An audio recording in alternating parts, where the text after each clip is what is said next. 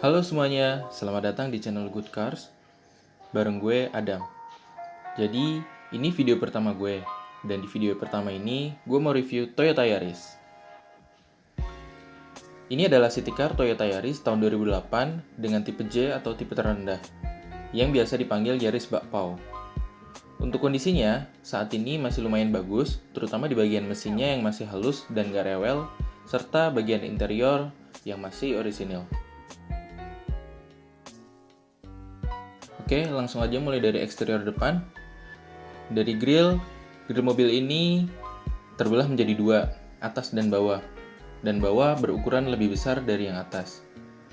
Lalu untuk sektor lampu, mobil ini masih menggunakan teknologi yang sederhana, yaitu bohlam. Seperti pada city car pada umumnya. Lalu untuk fog lamp-nya masih menggunakan bohlam juga seperti biasa.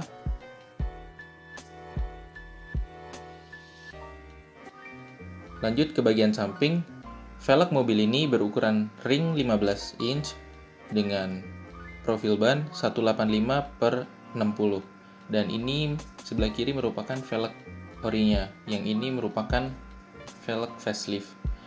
Lalu untuk bagian pengereman, untuk rem depan sudah menggunakan cakram, sedangkan rem belakang masih menggunakan tromol. Naik ke bagian atas, pada spion mobil ini sudah ada lampu sein LED dan lampu sein juga ada di fender depan. Lalu untuk aksesorisnya, mobil ini sudah ada talang air berwarna hitam disertakan tulisan Yaris kecil yang sangat simpel.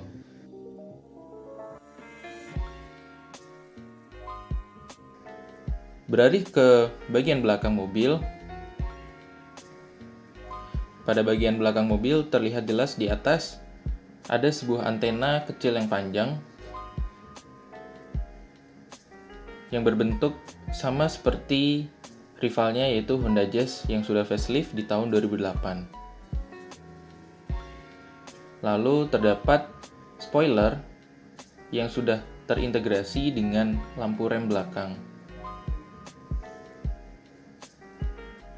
Kita turun sedikit, di situ sudah ada wiper dan bukaan bagasi yang sudah ada di belakang.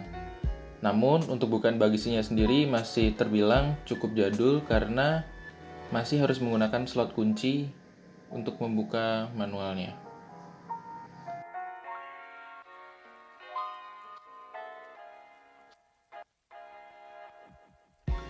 Masuk ke dalam bagian bagasi. Ukuran bagasi mobil ini tidak terbilang cukup besar karena jika dibandingkan dengan rivalnya Honda Jazz memiliki ukuran bagasi yang lebih besar.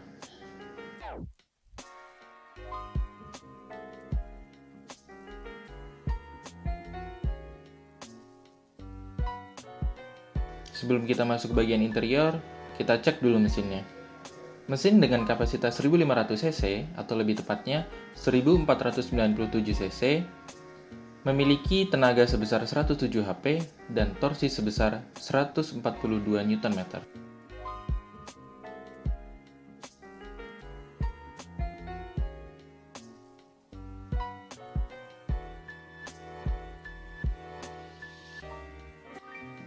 Masuk ke bagian interior. Kondisi interior ini masih semuanya orisinil. Tidak terlihat adanya ubahan. Dan joknya juga terbilang cukup nyaman dan empuk. Serta bahan joknya terbuat dari fabric bermotif hitam garis-garis. Untuk headrestnya sudah bisa di-adjust naik turun. Lalu untuk seatbeltnya, dia sudah seatbelt 3 titik, sedangkan untuk baris tengahnya masih 2 titik.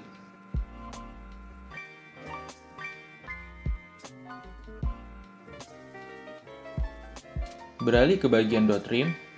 Door trim pada mobil ini berbahan fabric sama seperti jok, namun dikombinasikan dengan bahan plastik berwarna hitam dan putih. Pada door trim juga sudah ada power window dan cup holder. Ngomong-ngomong cup holder, mobil ini di bagian baris kedua ada 3 cup holder. Satu lagi ada di tengah mobil. Selain itu, kepraktisan pada mobil ini juga sudah ada gantungan pakaian atau hanger, dan gantungan untuk plastik seberat 4 kg maksimalnya, dan kantong yang hanya ada di sebelah kiri belakang bangku baris pertama. Dan untuk lampu masih lampu kuning, lampu bohlam biasa. Beralih ke bagian interior depan, kita mulai dari joknya dulu. Untuk bangku mobil ini di bagian depan masih sama bermotif seperti bagian belakang. Untuk posisi duduknya tidak terlalu ergonomis, namun cukup nyaman karena bahan busanya yang cukup tebal. Lalu untuk pengaturannya sendiri sudah bisa atur ketinggian dan recline.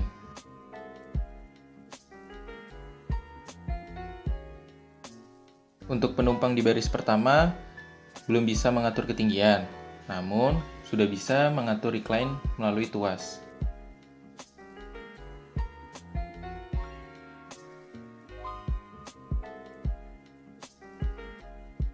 Dan untuk sistem keamanannya sendiri, pada mobil ini seatbelt di baris pertama sudah bisa di-adjust naik turun. Namun sangat disayangkan, untuk airbagnya sendiri pada mobil ini belum ada sama sekali. Bahkan di setir pun juga belum ada. Selain itu, setir mobil ini juga masih sama seperti Toyota Limo. Lalu untuk tuas di balik kemudi, sebelah kiri itu untuk mengatur wiper dan sebelah kanan untuk mengatur sein dan lampu. Lanjut ke bagian tengah dashboard. Untuk tengah ini untuk mengatur radio dan tape, dan di bawahnya terdapat pengaturan AC. Mulai dari kecepatan kipas AC, lalu arah hembusan, dan suhu AC.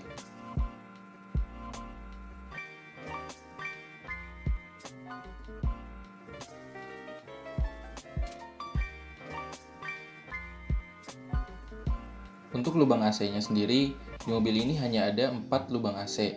2 berada di tengah dashboard, dan 2 lagi di kanan kiri dashboard ujung.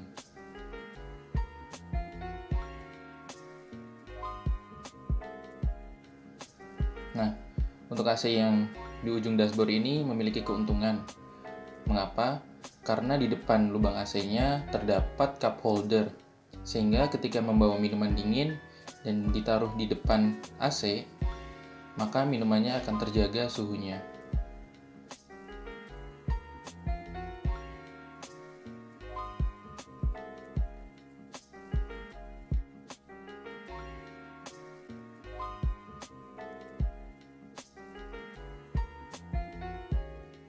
Selain itu, cup holder di depan juga terdapat di masing-masing saku, sehingga untuk tempat penyimpanan dan cup holdernya termasuk banyak di mobil ini.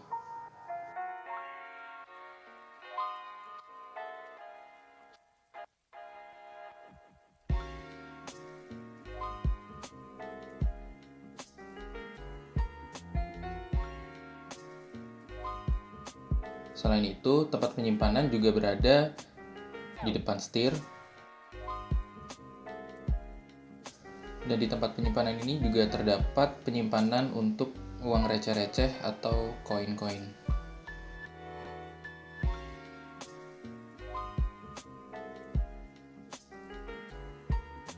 Di sini juga terdapat tempat penyimpanan.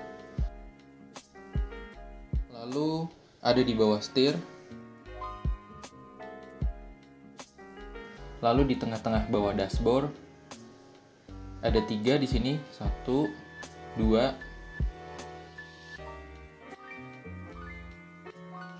3. Dan untuk penumpang kiri depan ada 2 dashboard atau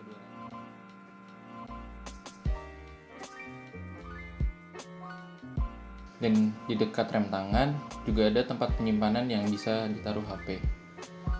Lalu untuk transmisinya, mobil ini bertransmisi matic, disalurkan ke roda depan. Dan untuk speedometernya sendiri, ini merupakan suatu keunikan dari mobil ini, yaitu speedometernya berada di tengah dashboard.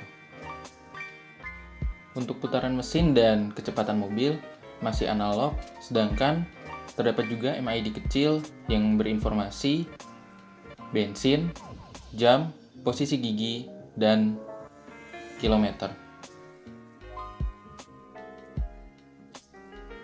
Untuk sun visor di driver sudah ada mirror, dan untuk penumpang di sebelah kiri juga sudah ada mirrornya. Lampu di bagian depan juga masih kuning, masih menggunakan bohlam. Dan untuk spionnya sudah bisa day and night, tapi masih manual. Oh iya, sebelum kita jalan, untuk kunci dari Toyota Yaris ini mirip saudara-saudaranya, yaitu Toyota Innova di generasinya.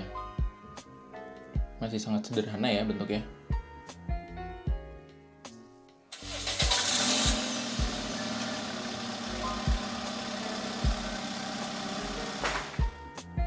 Kalau gitu, sambil jalan, gue bakal jelasin beberapa hal yang perlu dicatat untuk Toyota Yaris 2008 ini.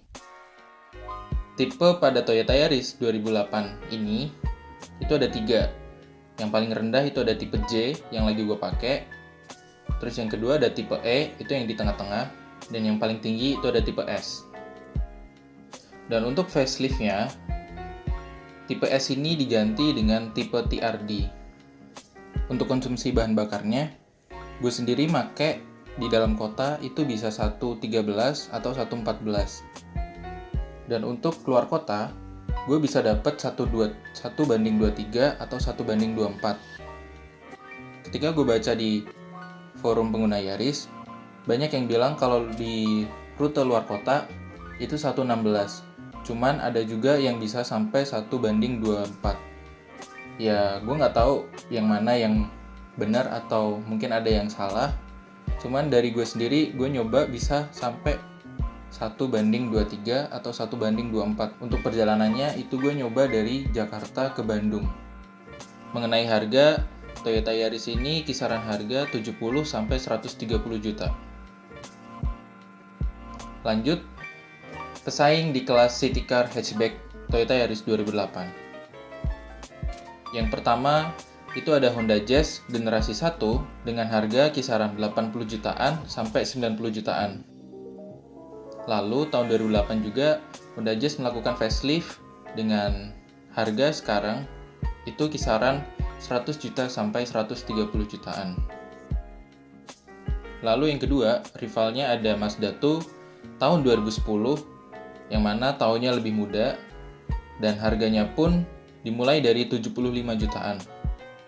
Lalu yang ketiga ada Ford Fiesta di mana tahunnya pun juga lebih muda. Di sini Ford Fiesta mulai tahun 2011. Harga Ford Fiesta dimulai dari 60 jutaan. Lalu yang di tahun 2008, Kia punya pesaing, yaitu Kia Picanto. Kia Picanto di tahun 2008 memiliki harga dimulai dari 60 jutaan.